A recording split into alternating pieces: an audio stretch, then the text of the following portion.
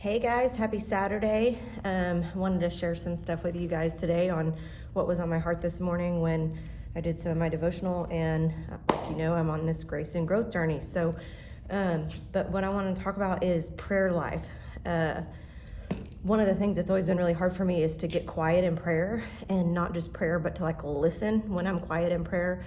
And I have a hard time getting quiet and getting still. So what I always envisioned in my head of what prayer was about is getting down on your knees, praying before bed, say your prayers, or get up in the morning when it's really dark and sit there kind of like kumbaya type prayer, which I think is great if that's what's your jam. But for me, that never really worked very good. I was going through the motions of prayer just to say, yeah, I prayed this morning. Hey, I prayed for you, or I prayed for me, or whatever. But prayer life, I think, is really important to know that it's a place that you get to where not only are you praying, but you're really quiet and still and listening to what God is saying to you. So, I wanted to share for me what works for me, because it's not very conventional, but some of my best prayer time is usually when I'm at the gym or when I'm in the middle of a run.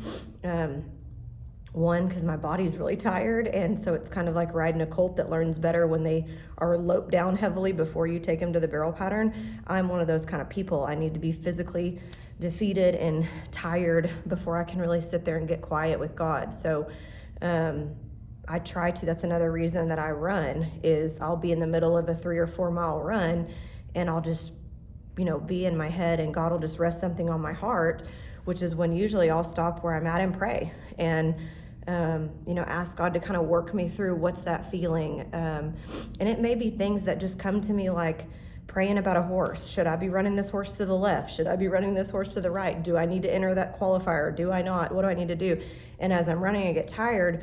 Everything about my spiritual realm during those times is quiet. So that's when God speaks to me the most. So I may be on a treadmill.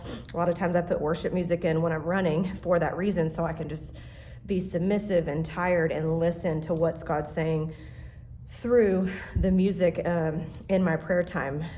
I think there's prayers that we do whenever we're desperate. If have a family member in the hospital, or your child just got hurt, or you just got hurt and you're just laying there, God, please just get me out of this. Or financial debt, God, please, if you can just put $100 in my bank account and I'll get through this, I swear I'll never do that again. Those are more desperate prayers, which are okay. And I think it's good to be talking to God in desperate times, of course. But I think what really transforms our prayer life is when we schedule in times to get quiet with our body and our soul. And I don't know if you guys have ever seen the movie War Room, but super good movie. But the concept is they have a war room, which is actually just a closet. And the wife in that movie is praying for her husband, and so she always gets into that closet, shuts the door literally, and prays. And that's the only place that she can find quiet. It's something that also works for me. I have sat in my closet before and just read where it's a quiet place. So anyway, I just wanted to share that prayer doesn't have to be conventional. Prayer does not have to be in a church, and prayer does not have to be before you go to bed or when you wake up, or just only in moments of desperation. But I do think it's very important for spiritual growth for you to have designated prayer time. And for me, I don't say, hey, I'm going to the gym to pray, or hey, I'm going on a 5-mile run to go pray.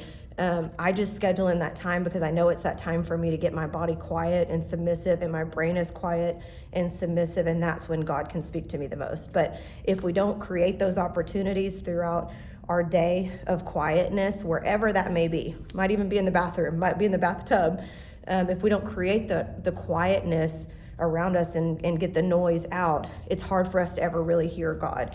And so anyway, I just want to encourage you guys in the prayer life, and just let you know it doesn't always have to be conventional, and it doesn't have to be only in moments of desperation. And I think the more you can find times, whatever works for you, whether you're a person like me that needs to be loped down before they listen, do that. But putting prayer first, I think, is a really big priority, and gives us an opportunity to grow and get quiet so that God can talk to us through music or intuitions or other people that just get brought into your life right in that moment of that quiet. So anyways, hope you guys have a great Saturday, and we'll talk soon.